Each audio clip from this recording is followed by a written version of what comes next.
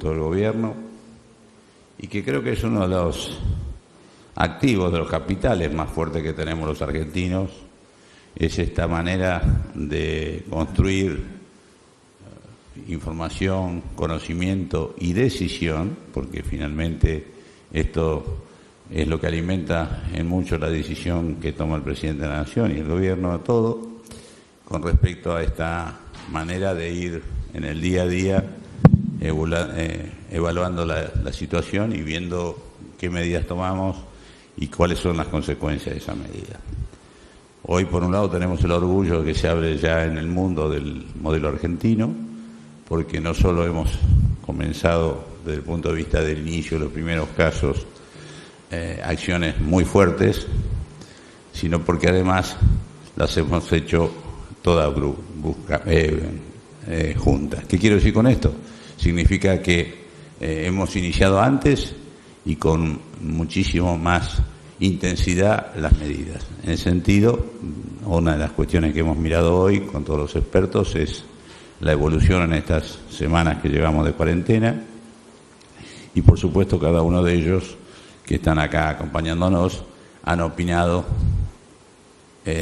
con respecto a varias situaciones. Quizá la más importante de todas, que unánimemente han opinado que hay que prorrogar la cuarentena, que es en ese sentido lo que claramente quedó a decisión del señor presidente de la Nación. Con respecto a las cuestiones que hemos hablado hoy, preferiría más que seguir conversando yo, que ustedes sean los que hagan las preguntas. Y estamos todos disponibles a quien quieran preguntarle. Adelante, por favor. ¿Qué tal? Buenas tardes. Paula Marusic, de C5N. Usted decía que han coincidido todos en que hay que extender o prorrogar la cuarentena. La pregunta es porque hay distintas informaciones sobre si ese famoso pico de brote podría ser a mediados de abril o en mayo, los primeros días. ¿Para ustedes lo fundamental sería extenderlo hasta que ese pico pase? No, esto no lo veo. Ninguno de nosotros lo va a decir hoy. Lo que estamos siempre viendo, no solo lo que opinamos nosotros, sino lo que pasa en el mundo. Lamentablemente en el mundo, como ustedes ven, no les ha ido bien. Hay lugares y hay países como España que ha tomado drásticamente medidas ayer. Entonces, en este aspecto seguimos con la evolución de este ciclo de la pandemia y con la decisión, pero siempre va a ser de acuerdo con la evolución, de acuerdo con las curvas, de acuerdo con los indicadores, con una serie de consideraciones por el cual se van a tomar las decisiones. Yo no le puedo decir ahora qué va a pasar a mediados de abril o a principios de mayo, ¿no? Ni yo ni nadie. Lo que sí estamos es previendo siempre las cuestiones que pueden pasar y sobre todo, como dijimos el primer día, ganando tiempo, porque todos los días estamos mejor en preparación, mejor en recursos, mejor en diagnóstico, y eso, bueno, el tiempo que hemos ganado y que seguimos ganando. Ayer hubo menos casos que otros días, lo cual no quiere decir que los casos no se expandan. Muy probablemente en los próximos días tengamos más casos, porque hemos mejorado de una manera muy fuerte toda la capacidad de detección. Entre ayer y anteayer hemos distribuido 35.000 reactivos, de tal manera, y hemos descentralizado prácticamente totalmente. Todas las provincias tienen reactivos. Eso significa que seguramente, por la natural evolución del ciclo de la epidemia, más la mejora de la capacidad de diagnóstico que tengamos nosotros, seguramente va a haber más casos en los próximos días, pero esto no implica nada más que un seguimiento estricto de lo que va sucediendo y, por supuesto, también seguiremos tomando las medidas de acuerdo con este tipo de circunstancias. Acá, por favor, ministro. Guillermo Murphy, de A24. Quería preguntarles con respecto al tema de las clases, cómo se está manejando entre los científicos el traslado de chicos, la permanencia de chicos en un lugar cerrado con respecto a la evolución de este virus en el mundo. No, bueno, con los chicos, se ha dicho, no son un grupo de riesgo especial, pero sí son un gran mecanismo de transmisión. Entonces, en este sentido, creo que ha sido claro el presidente, que ha dicho siempre que obviamente una semana más o una semana menos en la vida educativa de un chico no marca la diferencia ni el resultado. Así que en este sentido, sin decirle porque no lo sé y porque lo va a decir el presidente, si lo que me está preguntando usted es cuándo van a iniciarse las clases, no lo sé, pero me parece que las consideraciones que dije antes son las que se van a tener en cuenta para decidir esto. Lo que han indicado hoy unánimemente todos es prorrogar la cuarentena. Prorrogar la cuarentena es, por supuesto, prorrogar el inicio o el reinicio de las clases. Hola, Liliana Arias de Radio Nacional. ¿Qué tal, ministro? Quería preguntarle, en principio, ¿hasta cuándo se prorrogaría la cuarentena? Si hay una cifra estimativa que tenga el gobierno en torno a los potenciales contagios y si hay abastecimientos de respiradores y todos los insumos que necesiten en todos los hospitales, principalmente en los municipios más chicos, porque, por ejemplo, en La Matanza es un municipio grande, se toma como una provincia, se está abasteciendo más, pero, por ejemplo, en Navarro hay un solo hospital con 3 respiradores. Digo, ¿cómo se está esto llevando adelante? Gracias, ministro. Bueno, empiezo por el final, el tema famoso de los respiradores. Como saben, es un recurso crítico, no acá, sino en todo el mundo, y el Estado Nacional resolvió centralizar la compra para asegurar una distribución equitativa.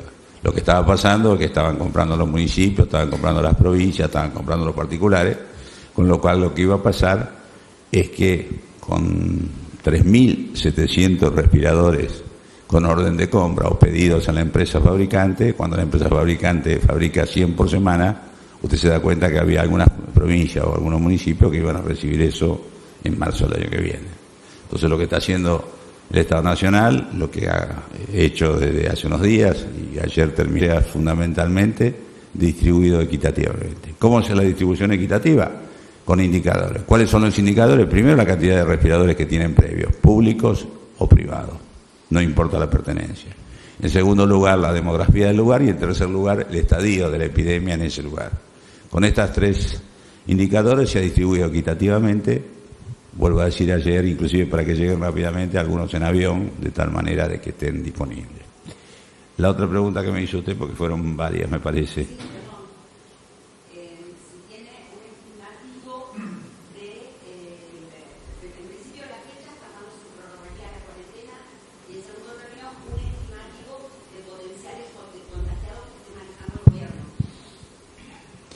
No, bueno, usted sabe que nosotros tenemos curva de simulación. Hasta ahora venimos por debajo de la curva de simulación, pero esto es toda una simulación. En la medida que se incremente, como se van a incrementar mucho los exámenes en los próximos días, probablemente tengamos un incremento de la curva. Pero claramente tampoco eso es el indicador central. Pero vuelvo a decir, todos lo estamos mirando y no hay que asustarse, porque va a ser natural que se incremente por el ciclo de la enfermedad y sobre todo porque hemos mejorado la capacidad diagnóstica en todo el país. Eso por un lado. Con respecto a las fechas no le puedo decir nada, porque esto, como digo, es una decisión día a día y todavía no está tomada porque la toma el presidente de la Nación. Y me parece que contesté todo, ¿no? Gracias. Sí, aquí atrás, levanto la mano. Aquí. Sí, buenas yo con todo tardes. gusto contesto yo, pero tengo acá personalidades muy trascendentes. Sí, le iba a preguntar justamente. ¿Por qué no le preguntan algunas de las cosas a ellos que va a ser, me parece más útil para todos? Pero con todo gusto yo respondo lo que ustedes quieran. Sí, buenas tardes. Federico Mayol de Infobae. Buenas tardes, ministro, y a los y las especialistas. Quisiera preguntarle al ministro o a alguno de los especialistas si en esta extensión de la cuarentena que el presidente anunciaría en las próximas horas, si se ha aconsejado o se analiza aplicar mayores restricciones a grupos de riesgo, personas mayores, y por el contrario, empezar lentamente a liberar otras actividades. Y preguntarles también qué evaluación hacen hasta el momento del tratamiento con hidroxicloroquina que se está aplicando a algunos pacientes más severos. ¿Cuál es la evaluación en este momento? Gracias. Mire, con respecto a esa segunda parte de la pregunta, me parece que tenemos acá a la doctora Mirta Roses, que sabe bien una experiencia de la cual somos parte, uno de los 10 países en el mundo, elegidos por la OMS.